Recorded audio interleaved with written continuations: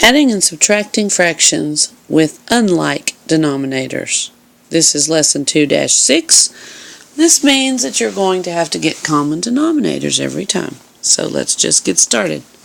1/2 minus 7/8. Common denominator would be 8. Well, that 7/8 is already in 8s. And 1/2, to change it to 8, you say, what do I do to 2 to get to 8? Well, times 4. So if I do 2 times 4, I have to do 1 times 4.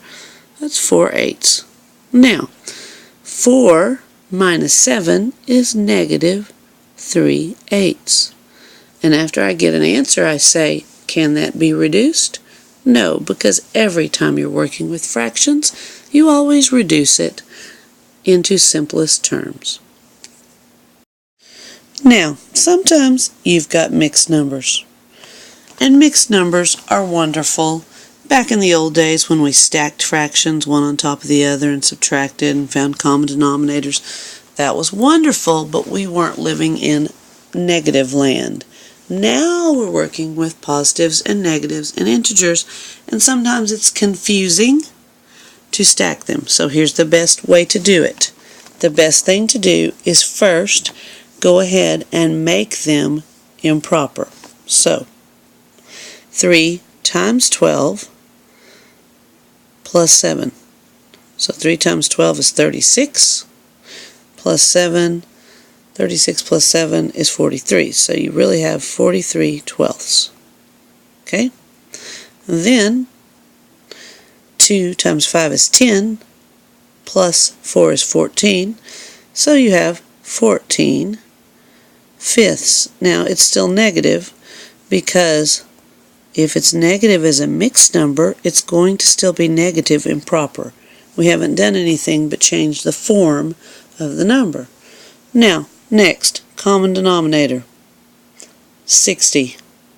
Because 12 goes into 60, 5 goes into 60, so 60. Okay, so we need 60, and we're going to need 60 over here. And this number is still going to be negative. Nothing's changed.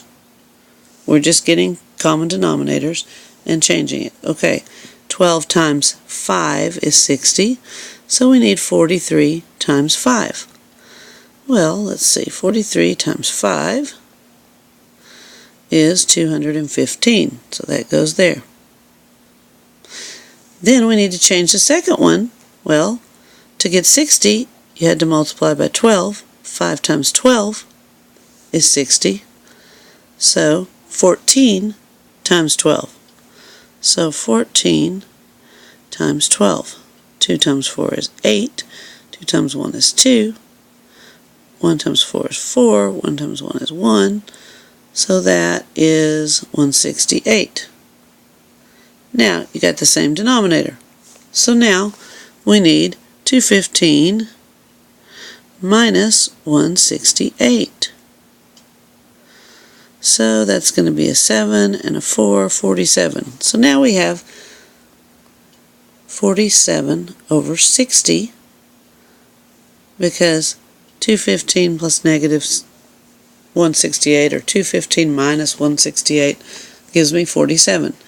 Now the next question is, can it be reduced? Okay? Because we always have to ask that. Can't be reduced because 47, nothing divides into it. It's prime. So that's your final answer. Okay, let's try another one. 2 1/4 minus 4 3/7. Step 1, make it improper. So 4 times 2 is 8 plus 1 is 9. So that's 9/4 minus 4 times 7 is 28, plus 3 is 31. So that's 31/7. Common denominator is going to be 28. So now we need to change them to 28s. Okay? So 4 times 7 is 28. 9 times 7 is 63. And 7 times 4 is 28. 31 times 4 is 124. Now, if you look at 63 minus 124, you're probably saying to yourself, the answer is going to be negative.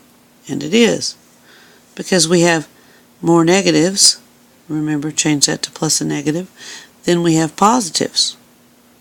So to get that answer, I'm going to have to go 124 minus 63 just to see what the difference is between them.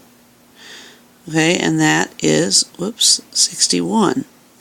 So the answer is negative 61 over 28. Now, we need to first make it proper, and second, we need to find out if it's going to reduce at all. So, ask yourself, how many times 28 would go into 61? Well, I know it goes once, that's 28, but it might go twice. So 28 times 2, let's see what that is, and that's 56. So yeah, it goes in there, so it'll go in there 2 times, and then to find out what's left, you kind of go 61 minus the 56, because that's the 2 times. And so when you subtract, you find out that that is 5. That's our top number.